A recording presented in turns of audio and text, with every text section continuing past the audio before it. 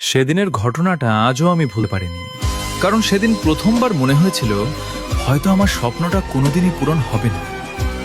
ছোটবেলা থেকেই আমার একটা স্বপ্ন ছিল, একদিন আমি ফ্রি ফায়ার স্পোর্টস প্লেয়ার হব। স্কুল থেকে ফিরে সবাই যখন খেলাধুলা করত, আমি পড়াশোনা শেষ করে প্রতিদিন কয়েক ঘন্টা প্র্যাকটিস করতাম। আমার কাছে ফ্রি ফায়ার শুধু একটা গেম ছিল না, এটা ছিল আমার স্বপ্ন। কিন্তু বাবা বিষয়টা কখনোই বুঝতে পারতেন না। বাবা প্রায় বলতেন, সারাদিন ফোন নিয়ে বসে থাকিস, গেম খেলে কোনোদিন মানুষের জীবন চলে?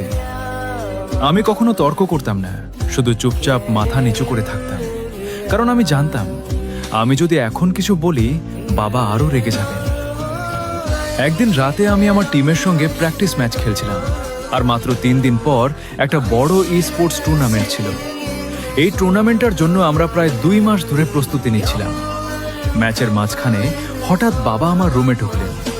তিনি কিছুক্ষণ চুপচাপ আমার দিকে তাকিয়ে রইলেন, তারপর বললেন, আবার গেম? আমি আস্তে করে বললাম, বাবা আর মাত্র 10 মিনিট, ম্যাচটা শেষ হলেই উঠে যাচ্ছি। কিন্তু বাবা আমার কোনো কথাই শুনলেন না। তিনি আমার হাত থেকে ফোনটা নিয়ে নিলেন। আমার টিমমেটরা মাইকে বারবার ডাকছিল, ভাই তুই কোথায়, তাড়াতাড়ি আয়। কিন্তু আমি কিছুই করতে পারছিলাম না। বাবা শুধু একটা কথাই বললেন, আজ থেকে এই গেম বন্ধ, আগে পড়াশোনা, তারপর অন্য কিছু। আমি আর কোনো কথা বলিনি, শুধু চুপচাপ নিজের রুমে বসেছিলাম। সেই রাতে প্রথমবার মনে হয়েছিল হয়তো আমার স্পোর্টস প্লেয়ার হওয়ার স্বপ্নটা এখানেই শেষ। কিন্তু আমি তখনও জানতাম না পরের দিন এমন একটা ঘটনা ঘটবে যেটা আমার জীবনটাই বদলে দেবে।